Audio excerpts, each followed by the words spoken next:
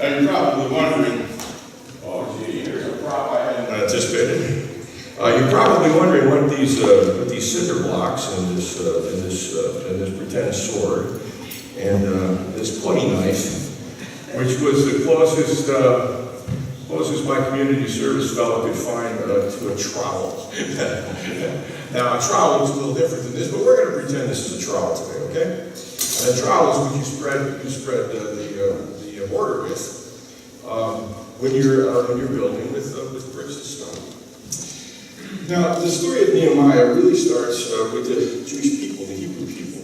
And you know the story of the Hebrew people. They came into being through Abraham, and around 1850 BC, around 1250 BC, Moses rescues them from Egypt. And they go eventually to the Promised Land, and there eventually there is a kingdom of Israel, and David is the king, right? David is the king.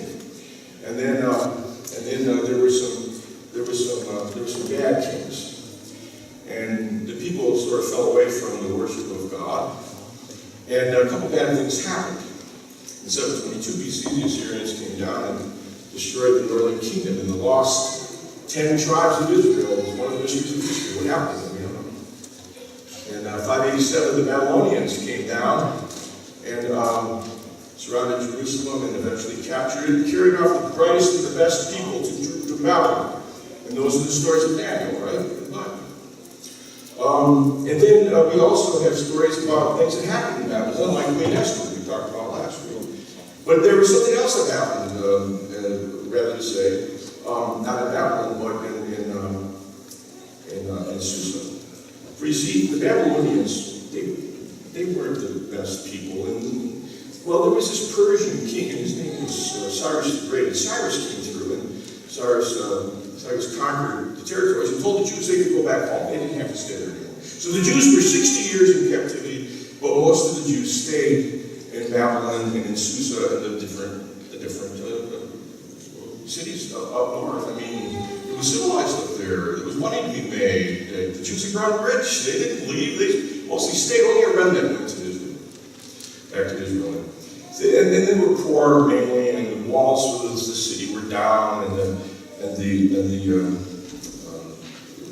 temple was needed to be rebuilt, Solomon's temple. And so what happened was, of course, after Queen Esther saved her people, there was some money that came from the government, the Persian government, located in Susa, and they rebuilt the temple.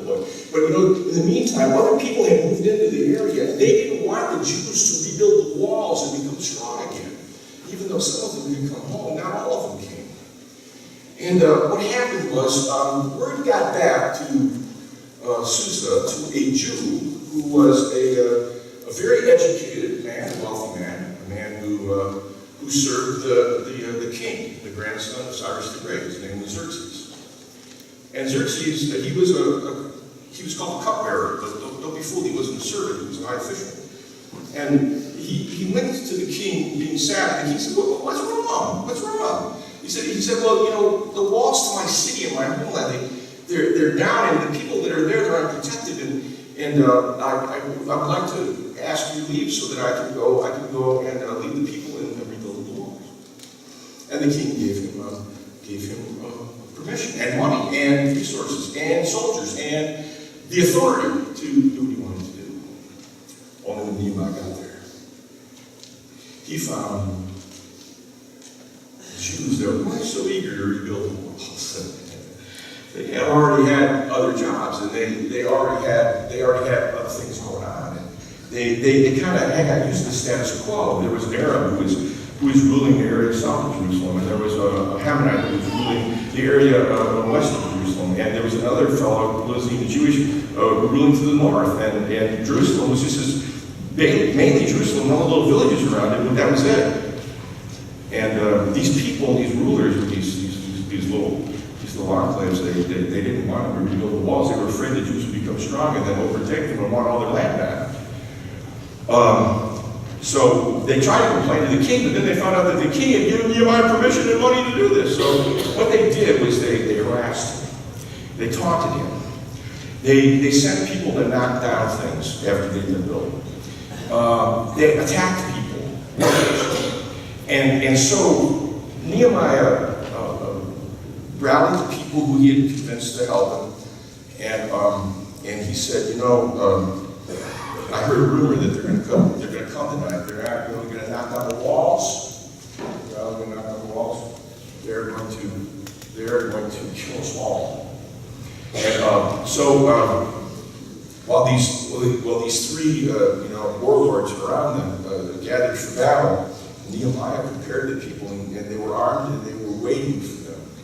And when the warlords came with their thugs, they saw this almost like a determined army of workers that were going to defend themselves, and they backed off. So Nehemiah said, well, from now on, violence is in the offing, so here's what we're going to do. You're going to keep a sword in one hand and a trowel in the other. And we're going to rebuild this wall. We're going to defend ourselves and build the wall. Now, Dave, how'd you like to build a new home under those situations, under those conditions? We may have to defend ourselves from people who are attacking us. And we're going to get this done, and we're going to rebuild the wall. And kids, what happened? Did he rebuild the wall? Yeah, he did rebuild the wall, didn't he? And after he rebuilt the wall, he reminded them all about their obligations to God, to keep the 10 Commandments, which they were now doing, and to love God with all their heart, mind, and soul, which they were not doing. And he rededicated the wall to the safety and security of Jerusalem, and the people gathered there and felt safe. When he was talking to the people, he said this line: where are you going to get the inner resources to fight the trouble that's all around you and still do the work you have to do?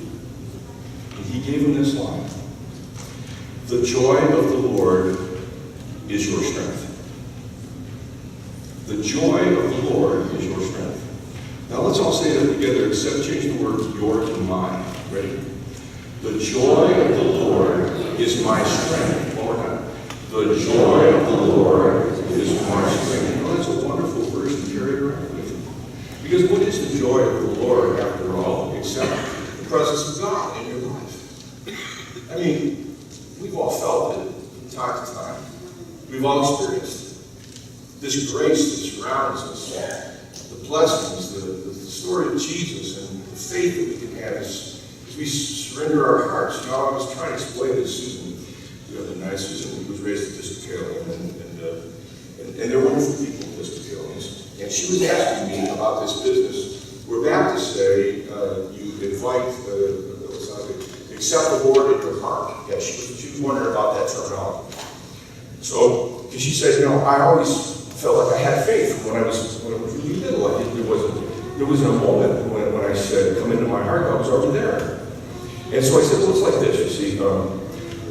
When Baptists say, invite Christ into your heart or invite God into your heart, what they mean by that is that they're open to God. They've surrendered their own will and yielded to God's will. And embraced the love of God that's there, whether they can feel it or not. Because it's more than a feeling. It's a promise. Can something be real without you feeling it? Think about that.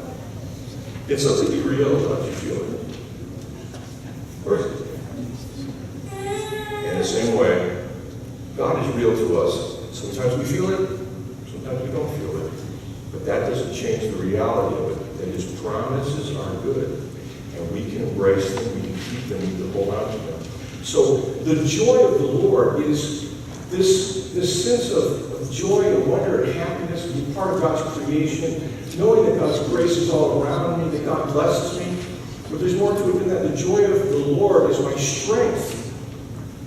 So it's not just getting your heart right with God, it's being the church, it's being the disciples of Jesus, it's being active in the world. Because the joy of the Lord is my strength. Why do you need strength? Just to fight your own little battles, your own little worries and troubles, and your own temptations? No. We're supposed to do the work of the Lord, which includes justice, the kindness, and helping people, and the needy, and the poor. Have you seen the food by the door? People bring that so we can help feed the poor. Well, they haven't been eating very well this summer. We need to step it up a bit. When you go to the grocery store, just get an extra can of something, or some, I like to get the canned chicken and things like that, some protein. It takes strength of heart to be able to do that when I have all these worries about money like we all have. But hey, I'm going to spend $2.50 on this for a family that doesn't have it. The joy of the Lord is my strength. It takes courage and strength to do what's good and what's right sometimes. It's easy to go up with the crowd. It's hard to stand up for what's right when the crowd is going the wrong way. Look, God has called us to be workers, and our sword, our shield, our helmet, it's all from Ephesians, right? All from Ephesians.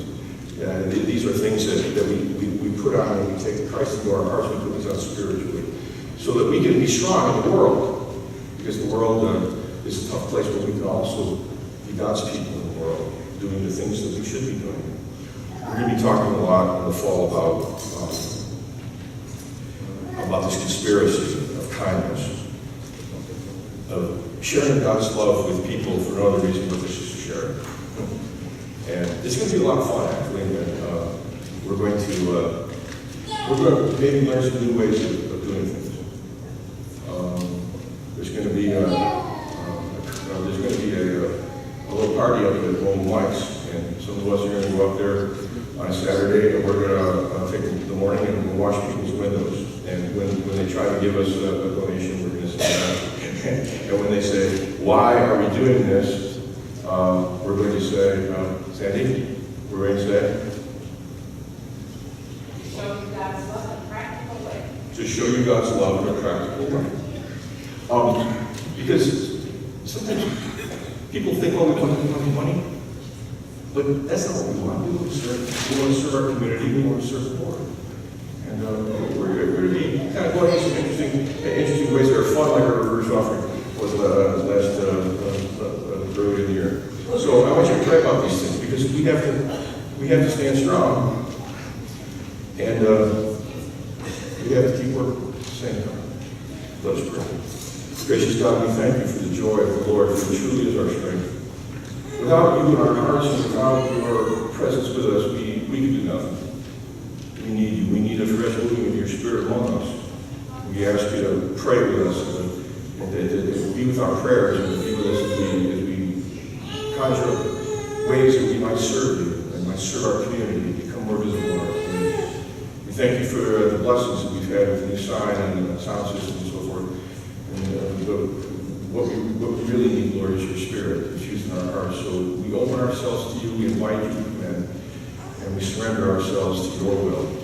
Make it known clear to us and help us to move forward in time, confident, because the joy of the Lord is our strength.